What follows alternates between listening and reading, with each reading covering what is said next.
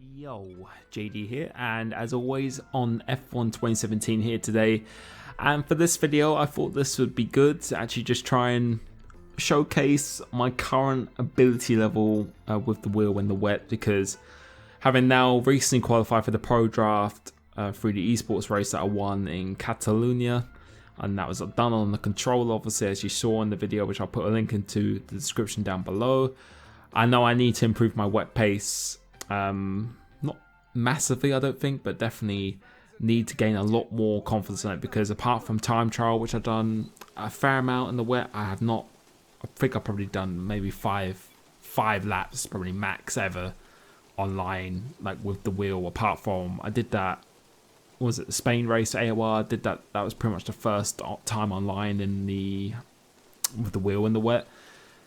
But now I just really need to just up my game. So we're racing against 110 AI, Ultimate AI here today in the Mercedes around Hungary, because I had this before on this weekend. This was actually recorded before the Hungary race, just in case. And this is the first time doing this. So this is basically just a raw gameplay of just me in the wet on this. And compared to my controller pace, I think my control pace on average is about half a second faster at the moment. But I know I can get very, very close to that, and hopefully soon be able to match that as well. But obviously, any tips, any recommendations you feel for any experienced wheel drivers you want to give to me, then feel free to comment on this video. And I'm very much looking forward to the Pro Draft. I'll be practicing as hard as possible, because I feel my dry pace is very, very good. I managed to do a 16.3 around Hungary online, which will be coming out soon this week. So that was a really, really nice lap. But in the wet, I know I'm going to have to really grind it to get anywhere near what I can do on the controller as well. And stay tuned for after the slap, because I actually show my camera settings, which I know a lot of you guys have been asking for, because I definitely just prefer not seeing the helmet and just really just seeing the wheel. Just makes me feel just a little bit more immersed. I don't use cockpit cam because everyone else uses TV pod, and it just makes it a lot easier for awareness, and it is faster for me personally anyway. I would love it if it was forced to cockpit cam, believe me, I'd absolutely love that, but this seems to be working for me. And as you can see in this lap, just gaining a little bit more confidence in every single corner, but this is really just so alien to me at the moment, and I really do just have to practice just a lot more than what I ever have done, because it's pretty much next to nothing. But now we'll go look at my camera settings, which I basically got from NR Evo. Well, I didn't actually get the exact settings from him. I just looked at his POV and just thought I'd quite like that, and it would suit me quite well. So these are the camera settings. It's the offset lateral. I know my webcam's in a way, so it's the third one down. I put that to 0.6. I think I even just changed it there a little bit further back, in fact.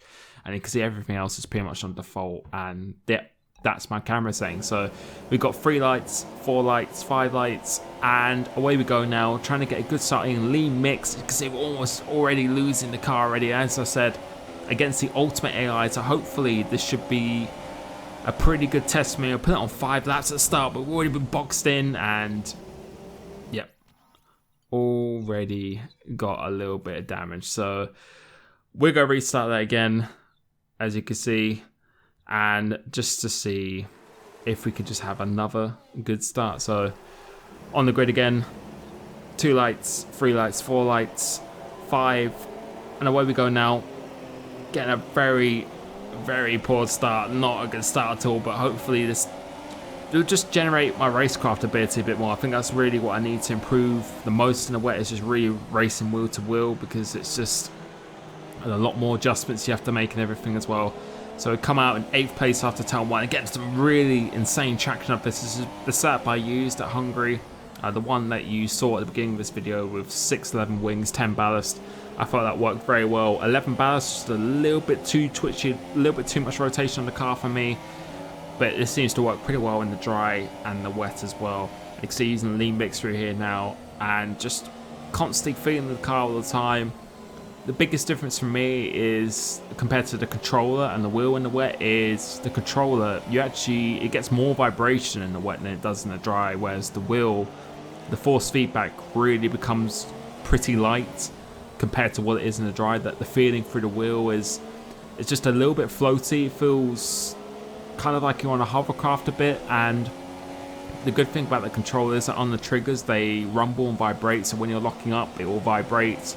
When you get a little bit of wheel spin, it will vibrate as well. As we go down the inside of Verstappen, a pretty nice move there, so back into 5th place. But yeah, the triggers on the controller, they rumble and vibrate, which makes it, I feel personally, just a lot easier on the traction, really, just to get that initial feel.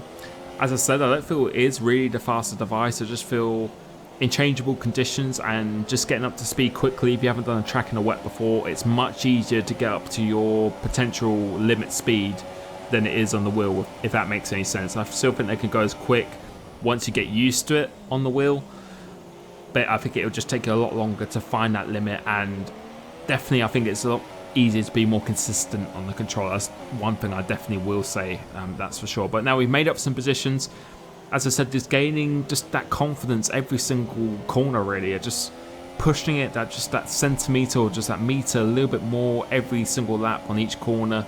And I think this is really what I have to do, and my advice to anyone as well who wants to get better in the wet or the dry is just to practice, really. And I always say racing online is probably the best way. We're actually racing against real players, because there's always that unpredictability, which I feel is quite important. It really just sharpens your reactions a lot more and just gets you out of your comfort zone when you're racing a real player, someone who's you feel is better than you or something as well. As I've said so many times in each of my videos, I think being able to do that and then succeed online and doing that, I think it's probably is the best way to learn better. Because in Grand Prix mode, you're racing against the AI. They will move out the way for you if you just stick your nose in. Whereas online, you've got to have that always a sense, as I said, of just not knowing what's going to happen, where someone could just turn in on you, and just there's just so many more variables that can happen online, which will just really, as I said, just really sharpen your senses from when you're in a league racing kind of situation. But if you just want to improve your speed and everything, then yeah, I'd always say that's probably the best way. But you can see we're going purple now, so we're actually gaining a little bit of speed. Hopefully go down there inside our teammate now as a braking. And that's one of the things I find hardest with the wheel on this. I just find you can't feel the lockup because you have no vibration through the pedals or anything at all. It's exactly the same as in the dry. There's no rumble from when you're braking or locking up on the throttle or anything at all. So it's very, very hard to know when you're locking up until you can actually hear it in game. Whereas on the controller, you can already feel when it's locking up before it even happens on the game, really. So the braking is just a lot harder to really nail the precise point each time. But as I said, I think if you're on it all the time and you've been on long enough, you'll just develop that sense of exactly when to brake. Because I used to play 2013 and 2012 with no vibration on the controller, so I had nothing, and I think even on 2014 as well.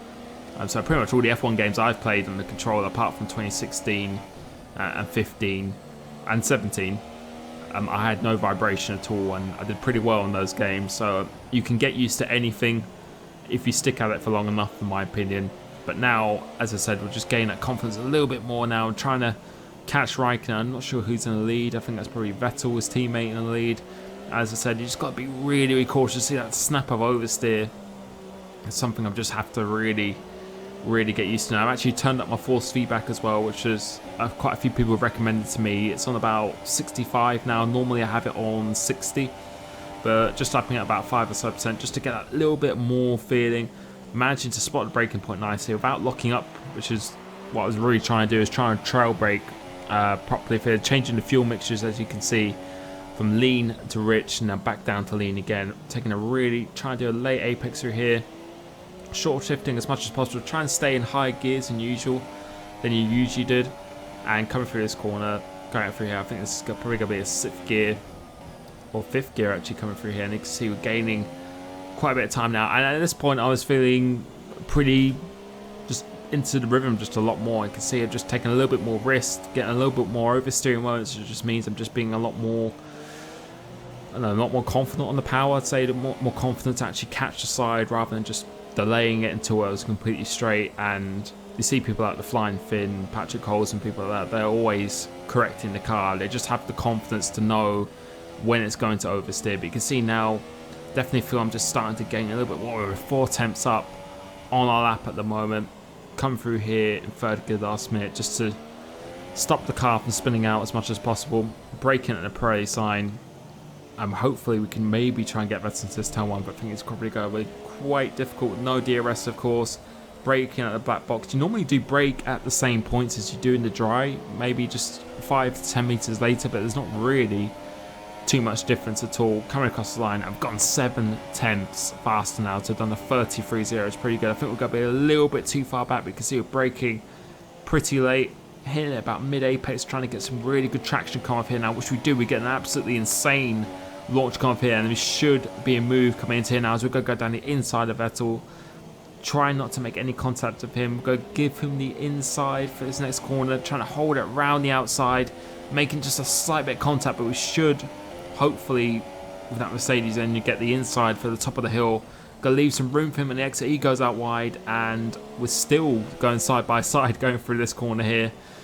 Still side by side. He actually manages to just hold it. We're gonna go down the inside of him once again. He actually blocks us off. We're gonna just hold it down one more time into third gear, leaving some room on the inside. A little bit of wheel bang, but we just about make it through, and I felt that was pretty good. I don't know how good the ultimate AI really is in the wet, because I know their dry pace is pretty good. It's not too bad, but I was pretty happy with this. For me, it's just to get that little bit more experience and just that comfort factor of just, because as I said, I've only really done it in the dry, and it's just a big learning curve to do, but I want to be as prepared as possible for esports. And hopefully, if you're struggling with this in the wet, hopefully this video has helped you. And of course, any tips that anyone has, I feel with me it's just a case of time, but I do feel I'm a lot better than I was previously in the past. So we're going to come around the last corner now, coming across the line, and we've managed to win this race in the wet, and I was fairly happy about it. I think there's a lot more pace in the tank than that, but as a starter, I feel that was pretty good. So hope you enjoyed this video. Thank you for supporting my channel, as always, recently, and I will catch you next time. Peace.